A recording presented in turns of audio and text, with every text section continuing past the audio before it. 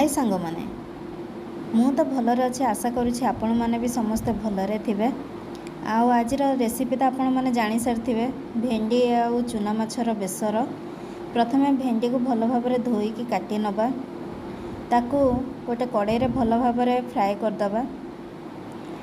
तापर से आमे सोरिष, अल्प जीरा, लंका, रसुण एवं पियाज को गोटे पेस्ट बनैबा। ताकू भल भाव कषिबा। कषि हो सारा पर से अल्प टमाटो आम पकईदबा। टमाटो भल भाव सीझी सारा पर से आम पानी आड करवा।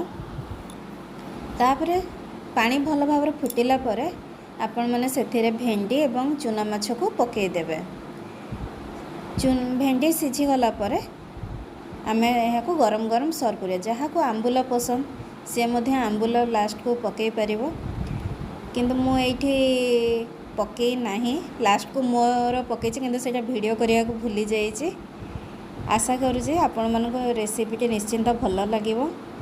जदि आपको भल लगी थाए ताले लाइक एवं सब्सक्राइब करने को बिल्कुल भी भूलिबे नहीं। आपण मैंने देखुं किंतु सब्सक्राइब करूना, प्लीज़ सब्सक्राइब करदेवे। रही जय माता रानी।